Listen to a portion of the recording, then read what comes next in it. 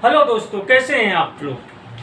आपका मेरे channel STD विषय में स्वागत है। आज हम आप लोगों को राष्ट्रपति के निर्वाचन, वेतन, भत्ते से संबंधित कुछ महत्वपूर्ण जानकारियां देंगे, जिसको हम क्रमबद्ध तरीके से किस तरह चुनाव होता है, कैसे होता है, जानते हैं उसके बारे में। इस समय जो अपने राष्ट्रपति का चुनाव हुआ वो 17वां चुनाव था, 17वां भारतीय राष्ट्रपति चुनाव 2022। ठीक है, ध्यान दीजिएगा भैया। 2022 का राष्ट्रपति चुनाव भारतीय गणराज्य में होने वाला 16वां निर्वाचन है और निर्वाचित व्यक्ति के अनुसार यदि हम व्यक्तिगत क्रम देखते हैं तो ये 15वीं राष्ट्रपति बनी है। कौन? श्रीमती द्रौपदी मुर्मू जी। तो आगे देखिएगा। अब जैसा कि हम लोगों को पता है कि भारत एक लोकतांत्रिक देश है और कोई भी लोकतांत्रिक देश संविधान के अनुसार चलता है। और हमारे संविधान में स्पष्ट रूप से कहा गया है आर्टिकल 52 में कि भारत का एक राष्ट्रपति होगा। क्या? आर्टिकल 52 में, अनुच्छेद 52 में कि भारत का एक राष्ट्रपति होगा। और आगे आर्टिकल 53 में कहा गया है कि संपूर्ण जो आपकी संघ की शक्ति है वो राष्ट्रपति में निहित होगी। लेकिन 53 में तो कह दिया कि सारी शक्ति हमारी राष्ट्रपति में निहित होगी, लेकिन 74 कहता है राष्ट्रपति इन शक्तियों का उपयोग मंत्रिमंडल के सहयोग और उनके मंत्रणा के आधार पर करेगा, बिना उनकी सलाह या परामर्श से नहीं कर सकेगा। ठीक है, आगे ध्यान दीजिएगा। राष्ट्रपति जी के आर्टिकल हमारा 55 राष्ट्रपति के निर्वाचन से संबंधित है और राष्ट्रपति के निर्वाचन में कौन कौन लोग भाग लेते हैं। तो जैसा हमने लिखा हुआ है, ध्यान दीजिएगा। राष्ट्रपति का चुनाव अप्रत्यक्ष रूप से अनुपातिक प्रतिनिधित्व के एकल संक्रमणी मत प्रणाली द्वारा होता है। कैसा? अप्रत्यक्ष रूप से। ठीक है, तो भैया इसमें भाग कौन लेता है? आम जनता लेती है कि कौन लेता है? तो ध्यान दीजिएगा, अप्रत्यक्ष रूप से कहने का तात्पर्य है कि आम जनता जिनको विधायक हों या सांसद हों, इनको चुनकर भेजती है, वो लोग ही प्रत्यक्ष रूप से राष्ट्रपति के चुनाव में भाग लेते हैं। इस प्रकार जो आम नागरिक है, आम जनता है, वो अप्रत्यक्ष रूप से राष्ट्रपति के चुनाव में भाग लेती है। अब राष्ट्रपति के चुनाव में कौन कौन से सदन भाग लेते हैं उसके ध्यान दीजिएगा। राष्ट्रपति के चुनाव में या मतदान में लोकसभा प्लस राज्यसभा प्लस विधानसभा के निर्वाचित सदस्य ही भाग लेते हैं। सारे आपके निर्वाचित होंगे, लोकसभा के सदस्य हों या राज्यसभा के सदस्य हों या विधान सभाओं के सदस्य हों। ध्यान दीजिएगा, लोकसभा चुनाव 2022 में जो हमारे दो कैंडिडेट खड़े हुए थे, एक बीजेपी प्लस बीजेपी गठबंधन से थी श्रीमती द्रौपदी मुर्मू और दूसरे थे आपके संयुक्त विपक्ष से यशवंत सिन्हा। द्रौपदी मुर्मू हमारी उड़ीसा राज्य से संबंधित है और यशवंत सिन्हा हमारे बिहार राज्य से। जैसा कि हम लोगों को पता है कि हमारी जो नेक्स्ट प्रेसिडेंट बनी है वो श्रीमती द्रौपदी मुर्मू है। इनकी एक आध विशेषता ये है कि ये जनजाति समुदाय से आने वाली पहली महिला राष्ट्रपति हैं। ठीक है, और देखते हैं भैया, बीजेपी गठबंधन आपका बीजेपी प्लस बीजेपी गठबंधन से संबंधित है और यशवंत सिन्हा हमारे संयुक्त विपक्ष से हैं। अब ध्यान दीजिएगा कि इनको टोटल कितना मतदान हुआ 2022 में। तो 99.12% सदस्यों ने मतदान में भाग लिया। अब 99.12% में श्रीमती द्रौपदी मुर्मू और यशवंत सिन्हा जी को कितना मिला वो ध्यान दीजिएगा।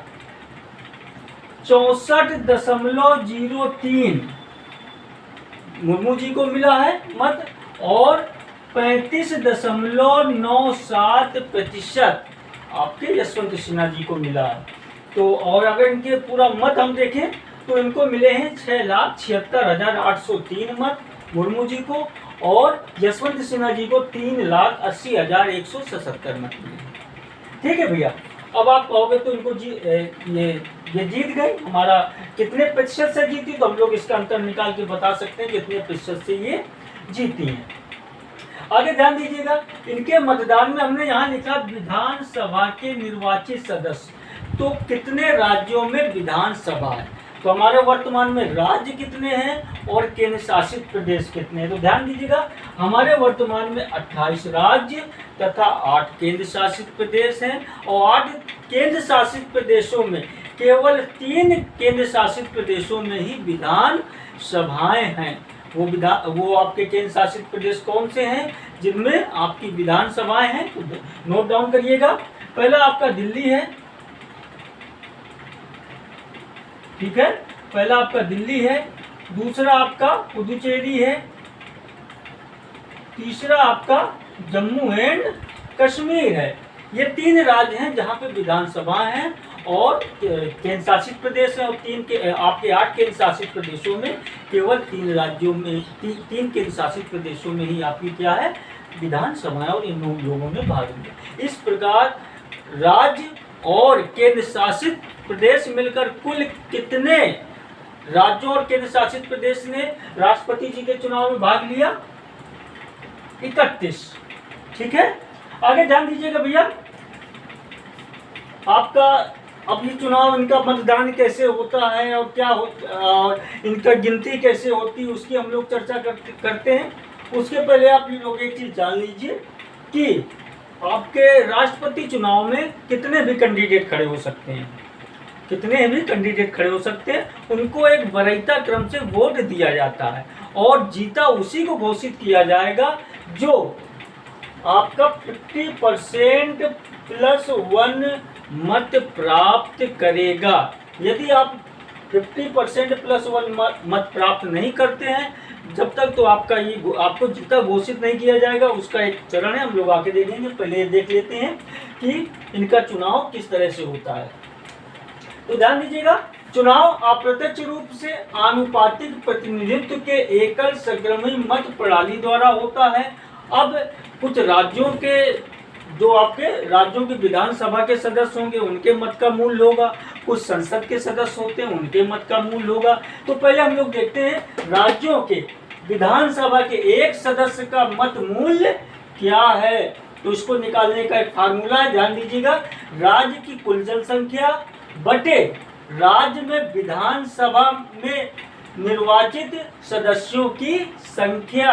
फिर से ध्यान दीजिएगा, राज्य में विधानसभा में निर्वाचित सदस्यों की संख्या और भाग 1000। आप इससे डिवाइड कर दीजिए 1000 से, तो एक सदस्य का मतमूल्य आ जाता है। जैसे हम लोग देखें एक एग्जाम्पल लेकर थोड़ा सा, यदि किसी राज्य की मान लीजिए जनसंख्या हमारी कितनी है,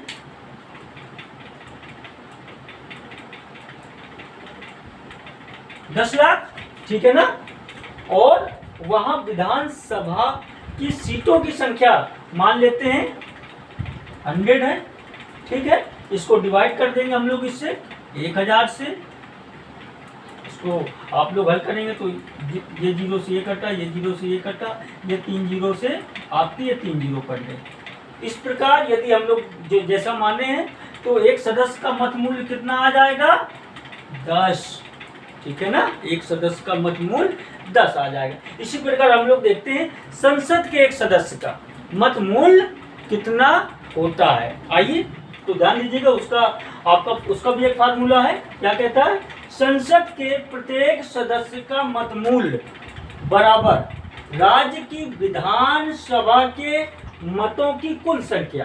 क्या, संसद के प्रत्येक सदस्य का मत मूल्य बराबर राज्य की विधानसभा के मतों की कुल संख्या बटे संसद के निर्वाचित सदस्यों की कुल संख्या। बात समझ में आई? ठीक है, राज्य की विधानसभाओं के मतों की कुल संख्या बटे संसद के निर्वाचित सदस्यों की कुल संख्या। सपोज करिए हमारे राज्य उत्तर प्रदेश में आपके जो मतदाता हैं, मतदाता आपके 10 करोड़ हो जाएंगे, और उसमें भाग कितने संसद के निर्वाचित सदस्यों की कुल संख्या। पहले तो हमको पता होना चाहिए कि उत्तर प्रदेश में संसद के निर्वाचित सदस्य कितने हैं। जैसे कि मान लेते हैं, कन्फर्म नहीं, आपका जैसे कि 80 तो लोकसभा के हैं, तो 80 ये हो गए हमारे, ठीक है। 80 ये हो गए। इसके बाद 31 हमारे राज्यसभा के हैं। 31 में से कितने निर्वाचित हुए हैं? 31 में से कितने निर्वाचित हुए हैं? सब मान लीजिएगा हमारे 30 निर्वाचित होते हैं, तो हम इस दोनों को जोड़ करके इसमें भाग दे देंगे। जो भी आएगा वो हमारे संसद के प्रत्येक सदस्य का मतमूल होगा। उत्तर प्रदेश के प्रत्येक राज्य के लिए अलग अलग निकलेगा, इतना आप लोग ध्यान रखिएगा।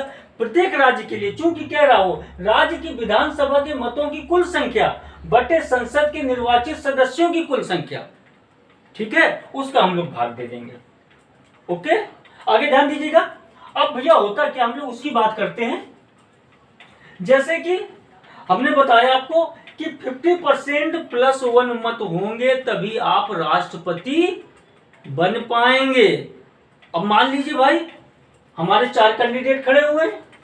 4 कैंडिडेट आप लोग देख लीजिए, कितने 4 कैंडिडेट खड़े हैं हमारे, ए, बी, सी और डी, ये 4 कैंडिडेट हैं। अब इनको मिल गया हमारा, मान लीजिएगा इनको 40% मिल गया, इनको 30% मिल गया, इनको आपका 20% मिल गया और इनको 10% मिल गया। ठीक है, तो क्या भैया ये हमारे राष्ट्रपति बन जाएंगे? बन जाएंगे? नहीं बनेंगे, क्योंकि एक शर्त है हमारी आर्टिकल 55 में बोल रखा उन्होंने कि आपको राष्ट्रपति बनने के लिए 50% प्लस 1 मत आपके होने चाहिए, अर्थात आधे से प्लस 1, आधे मत प्लस 1, 50% प्लस 1 मत होने चाहिए। अब तो इस कंडीशन में हम लोग क्या करते हैं, सोचने का विषय। तो इसमें भी आपका हमारे संविधान में स्पष्ट उल्लेख है कि चुनाव अप्रत्यक्ष रूप से अनुपातिक प्रतिनिधित्व, अब अनुपातिक प्रतिनिधित्व, इसको ध्यान रखिएगा।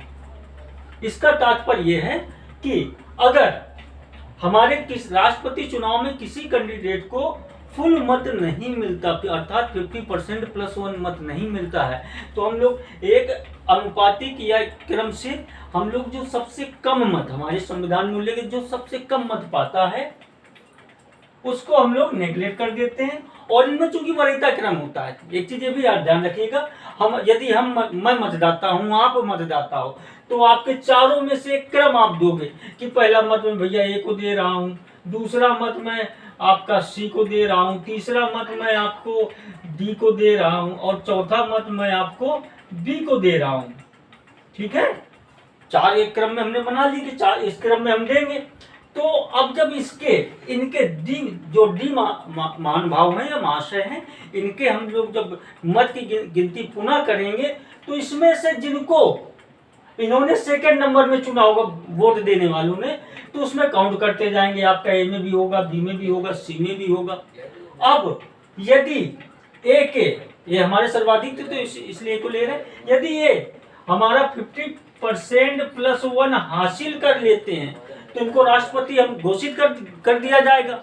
यदि ये नहीं पा पाते हैं तो पुनः हम यही पद्धति अपनाएंगे, एक क्रम वाली, और हम सी के मतों की दोबारा गिनती होती है।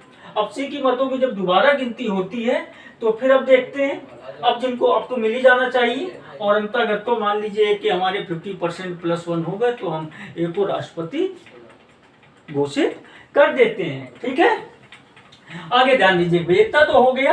अब राष्ट्रपति जी को वेतन और भत्ते कितने मिलते हैं, बहुत इंपॉर्टेंट सवाल है, वनडे एग्जामों में अक्सर पूछा जाता है कि राष्ट्रपति जी का वेतन कितना है।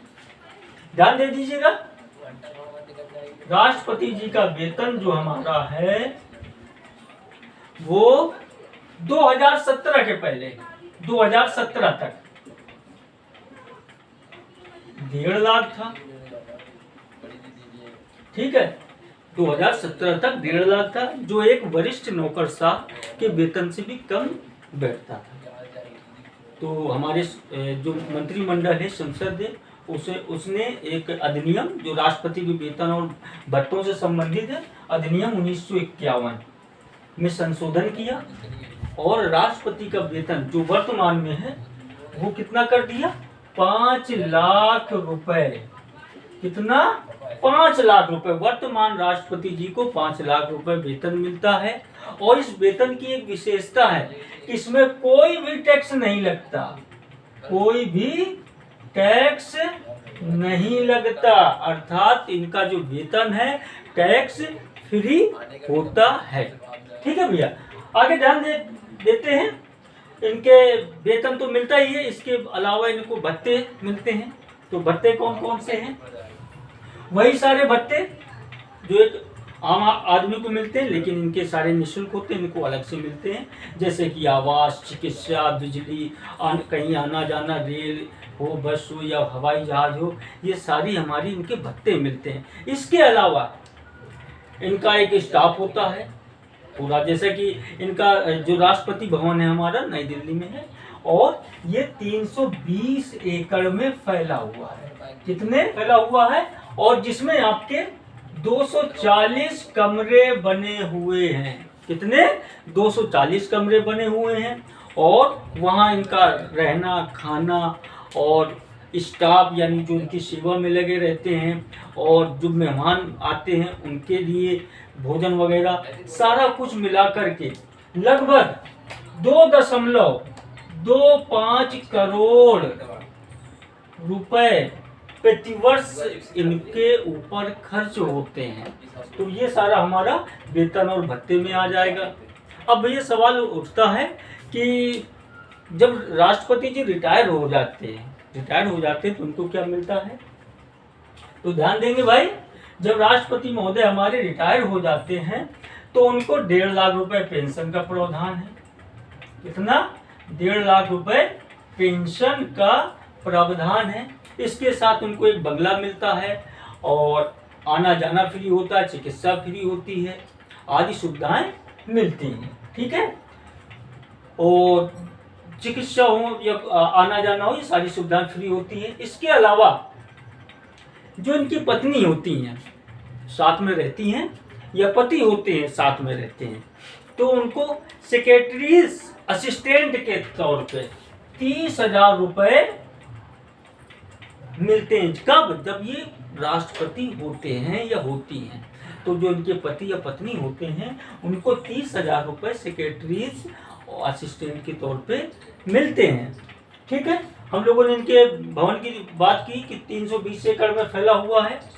ठीक है, 240 कमरे हैं। अब आदि तो भैया जी देखते आगे हम लोग राष्ट्रपति भवन का निर्माण कब हुआ था। तो भैया ध्यान रखिएगा, इंपॉर्टेंट है, कंपटीशन की दृष्टि से हमारा काफी इंपॉर्टेंट है, क्योंकि ये वीडियो कंपटीशन प्लस सामान्य जानकारी को आधार बनाकर बनाया जा रहा है। तो जो हमारा राष्ट्रपति भवन है उसका निर्माण 1929 में ईस्वी में हुआ था। 17 वर्षों में तैयार हुआ था। और ये किसके लिए तैयार हुआ था? जो उस समय तत्कालिक समय में वाइसराय वगैरह होते थे। ठीक है, तो ये भैया हमारा क्या हो गया, राष्ट्रपति जी से संबंधित वीडियो। और हमारे जो वर्तमान के राष्ट्रपति नहीं बनी हैं उनको बहुत बहुत शुभकामनाएं। और अगर हम उनको देख लें तो 17 निर्वाचन था। ठीक है, और व्यक्ति के अनुसार देख लें तो 15 था, 15वीं व्यक्ति हैं। तो भाई अगर मेरा वीडियो आप लोगों को अच्छा लगा हो, मेरी दी गई जानकारी आपको अच्छी लगी हो, प्लीज़ मेरे चैनल को सब्सक्राइब करें और लाइक करें, शेयर करें। और जो भी प्रश्न हो आप लोगों के राष्ट्रपति से संबंधित, वो सारे आप लोग कमेंट बॉक्स में पूछिए, हम उनका आंसर देंगे। इसके अलावा हमारे चैनल में संविधान अतिशीघ्र शुरू होगा, वहाँ पर हम लोग राष्ट्रपति के बारे में पूरे कितने हुए और पूरे आर्टिकल, महाभियोग या जितनी भी चीज़ें हैं सारी विस्तार से आपको संविधान वाले टॉपिक में दी जाएंगी। बहुत बहुत